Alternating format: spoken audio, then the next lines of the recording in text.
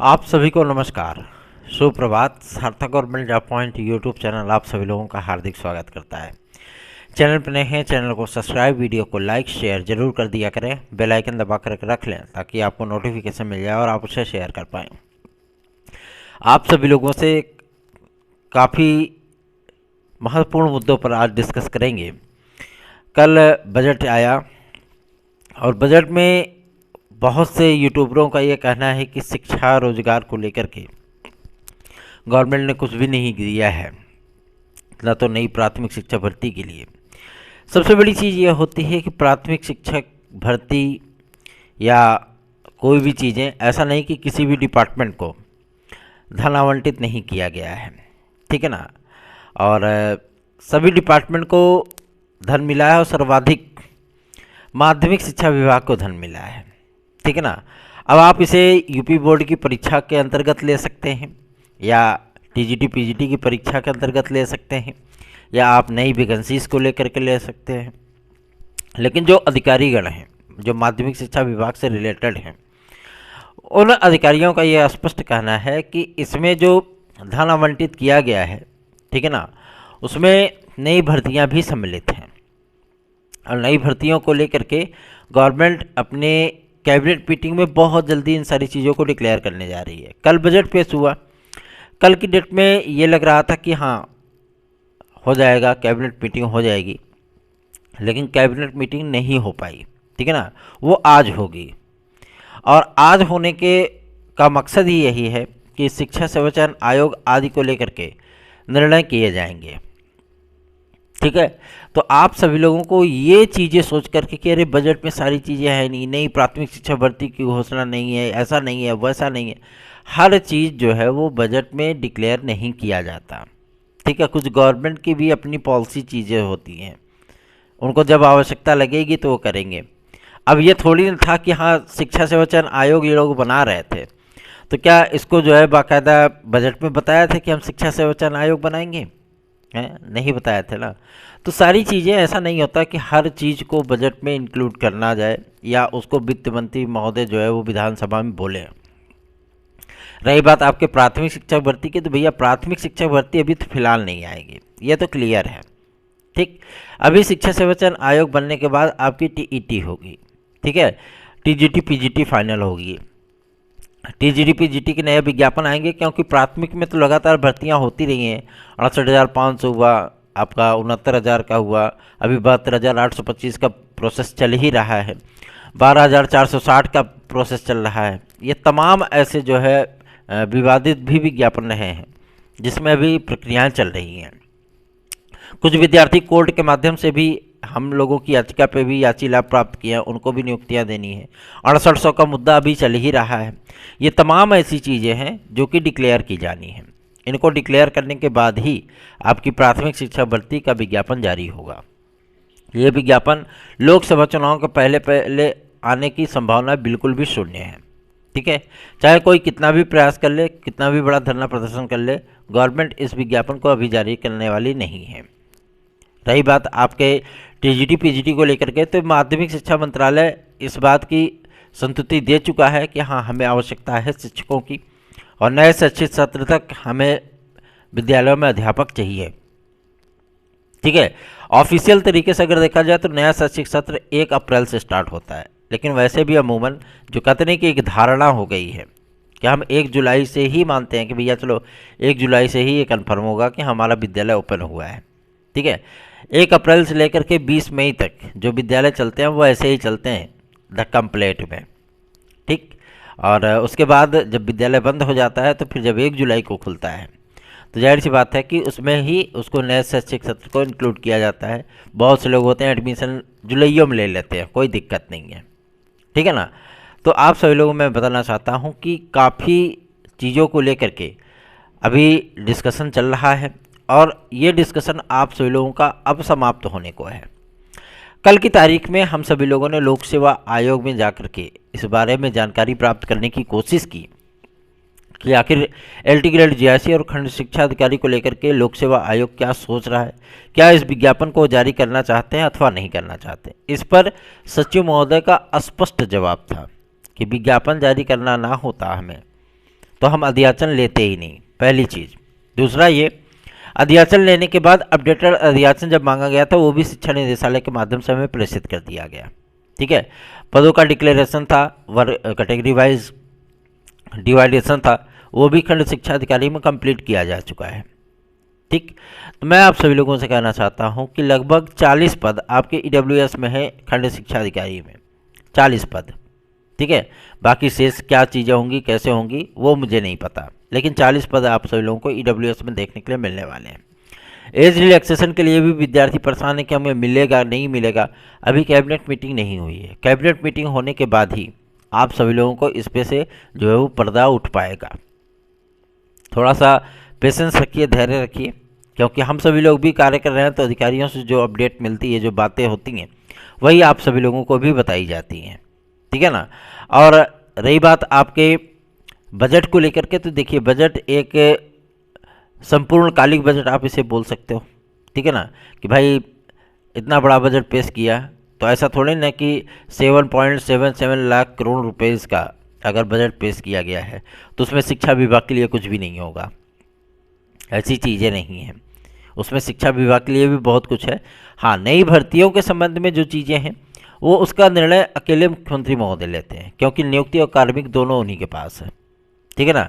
अगर उत्तर प्रदेश में एक चपरासी की भी नियुक्ति होगी, उसकी भी जानकारी मुख्यमंत्री को होगी। ठीक, नियुक्ति और कार्मिक इतना जो है वैसे भी क्रिटिकल डिपार्टमेंट होता है, तो इसीलिए मुख्यमंत्री ने उसको अपने पास ही रखा है। उनको जब भी आवश्यकता लगती है वो करते हैं इस चीज़ को। ठीक, ऐसा नहीं कि मैं किसी का पक्ष ले रहा हूँ, लेकिन मुझे जो जानकारी है मैं आप सभी लोगों को बता दूँ, माध्यमिक शिक्षा विभाग को सर्वाधिक जो है वो 70 करोड़ से अधिक पैसा जो है वो आवंटित किया गया है माध्यमिक शिक्षा विभाग को।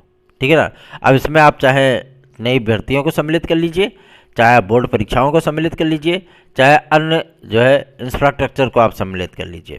ठीक है, इंफ्रास्ट्रक्चर जो आप सभी लोगों का डेवलप किया जाएगा वो अलग से चीज़ें हैं, लेकिन ये पैसा जो है वो पर्टिकुलर भर्तियों के लिए ही प्रोवाइड किया गया है। ऐसी जानकारी हमें माध्यमिक शिक्षा अधिकारियों से भी प्राप्त हुई है। रही बात आपके शिक्षा सेवा चयन आयोग की, तो अब ऐसा तो है नहीं कि इसका जो है गठन नहीं हुआ है, गठन तो हो ही चुका है। इसकी अधिसूचना भी जारी हो गई, विधेयक भी पास हो गया, सारी चीज़ें कंप्लीट हो गई हैं। अब इसको सिर्फ और सिर्फ मंजूरी प्रदान करनी है कैबिनेट के माध्यम से, और कैबिनेट की मीटिंग होने के बाद इस पर मंजूरी मिल भी जाएगी, और जो सदस्य अध्यक्ष हैं वो भी आ जाएंगे। ठीक है ना। और मैं आप सभी लोगों को डिक्लेयर करना चाहता हूँ कि लोकसभा चुनाव के पहले पहले आपके बहुत से 3-4 बड़े विज्ञापन जो है आप लोगों को देखने के लिए मिलने वाले हैं। इस तरीके का नैरेटिव, इस तरीके की चीज़ें आपके मन में बिल्कुल भी नहीं होनी चाहिए कि नहीं अभी विज्ञापन नहीं आया, अभी भर्तियों के लिए कुछ भी नहीं है।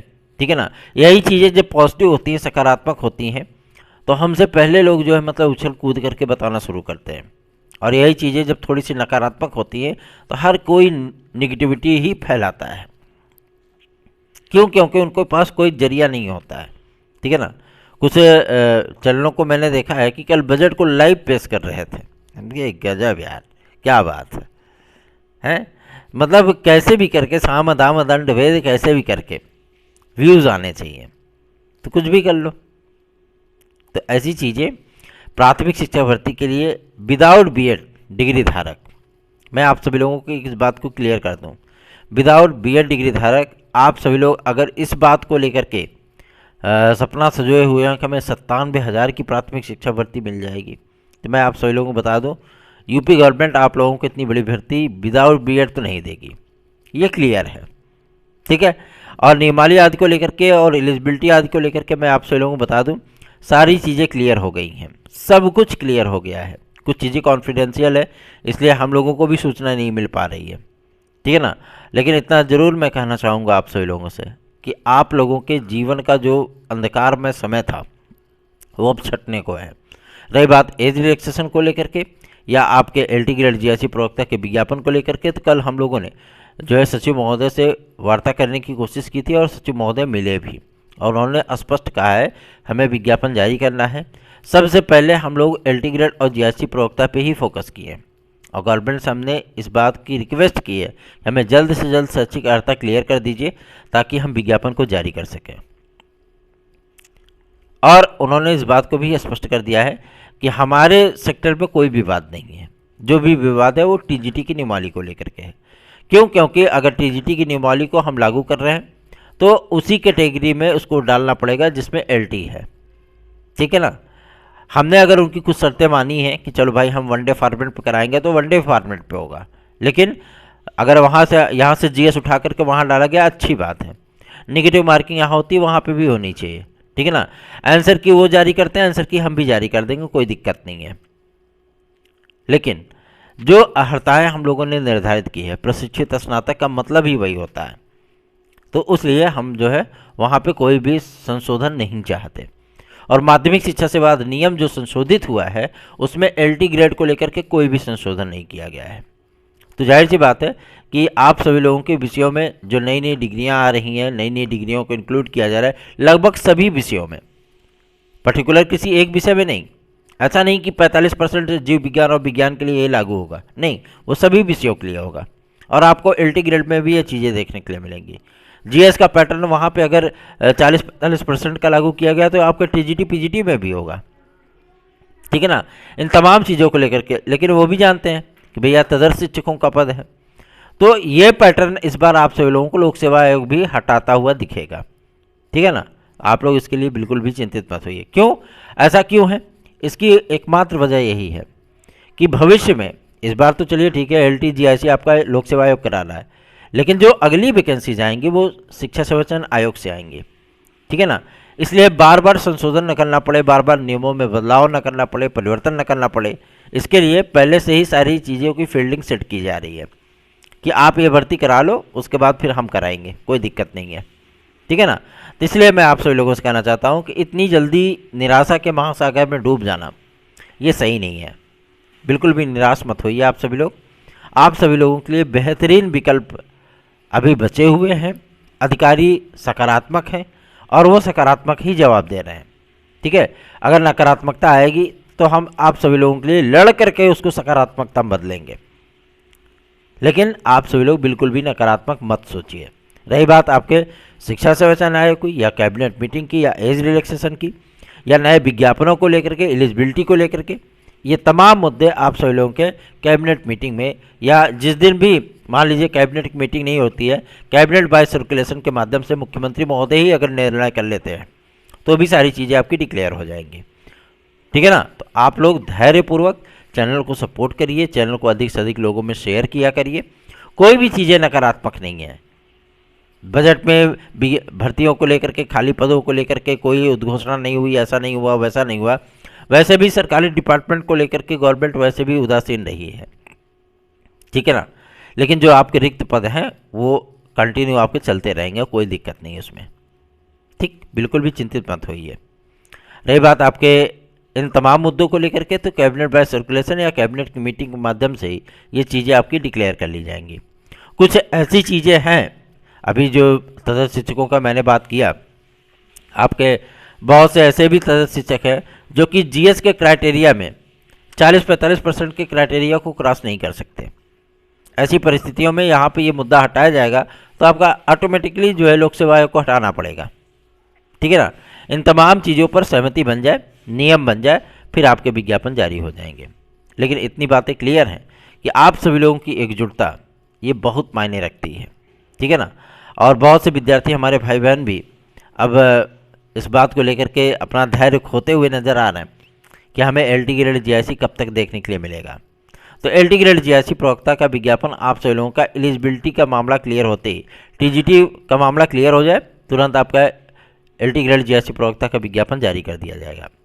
यदि आप सभी लोग TET C, TET super TET, TGT, PGT, LT GIC, UP constable, UP triple SC, DSSB, Bihar शिक्षक भर्ती, TET C, TET super TET, अगर आप इसकी तैयारी कर रहे हैं और आप उसमें सफलता प्राप्त करना चाहते हैं, या यूपी ट्रिपल एससी की किसी भी भर्ती परीक्षा में आप बैठने चल रहे हैं, आप ये चाहते हैं कि आपकी सफलता सुनिश्चित हो सके, तो आप सार्थक government job point YouTube channel का नोट्स 97 इस व्हाट्सएप नंबर पर प्राप्त कर सकते हैं, ठीक है। और ज़्यादा से ज़्यादा आप सभी लोगों में बता दूं कि 12 तारीख से लेकर के 17 तारीख के बीच में शिक्षा सेवाचयन आयोग के अंदर अपर महाधिवक्ताओं की नियुक्ति हो जाएगी, ठीक है ना। मतलब लॉयर आ जाएंगे आप सभी लोगों के, और अधिकारीगण भी आ जाएंगे। ठीक, तो इसमें आपको बिल्कुल भी चिंतित होने की आवश्यकता नहीं है। अगर आप हमारे साथ टीजीटी पीजीटी 2016-2021 या 72,825 के संबंध में आप हमारी याचिका से जुड़ करके याची लाभ प्राप्त करना चाहते हैं तो आप हमारे साथ जुड़ सकते हैं 9721411385 इस व्हाट्सएप नंबर के जरिए। चलिए आगे बढ़ते हैं। अब बात करेंगे आपके यूपी की। यूपी अभी कैबिनेट की मीटिंग नहीं हुई है।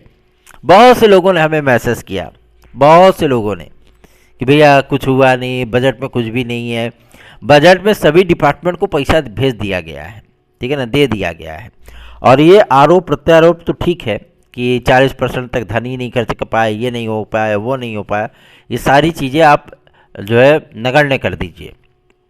किस डिपार्टमेंट ने कितना धन खर्च किया किसको क्या पता है, ठीक है ना, ऐसी चीज़ें नहीं हैं। लेकिन हाँ, इतनी चीज़ें ज़रूर है कि सभी डिपार्टमेंट को जो है ज़रूरत के हिसाब से पैसा बांटा गया है, ठीक है ना, सभी को मिला है कुछ ना कुछ। तो आप लोग इसके लिए बिल्कुल भी परेशान मत होइए। हाँ, इतनी चीज़ें ज़रूर हैं कि जो आपके महत्वपूर्ण मुद्दे हैं, जैसे शिक्षा सेवाचयन आयोग हो गया, एलिजिबिलिटी आपकी हो गई, LT ग्रेड GRC का विज्ञापन हो गया, खंड शिक्षा अधिकारी का विज्ञापन हो गया, आयु सीमा की छूट हो गई, इन तमाम मुद्दों को लेकर के हम सभी लोग वैसे भी मुखर हैं। UPSSC के भी विद्यार्थी जो AJTA का विज्ञापन की मांग कर रहे हैं, उसमें से भी बहुत से विद्यार्थी ओवर एज हो गए, वो भी मांग कर रहे हैं कि हमें आयु सीमा में छूट मिलनी चाहिए। हम लोग यही तो चाहते हैं ना कि कैबिनेट बाय सर्कुलेशन या कैबिनेट मीटिंग के माध्यम से ये सारी चीज़ें अगर डिक्लेयर हो जाती हैं, सब कुछ क्लियर हो जाए, तो फिर कहने ही क्या है ना, सारा कुछ जो है वो मज़े ही आ जाएगा।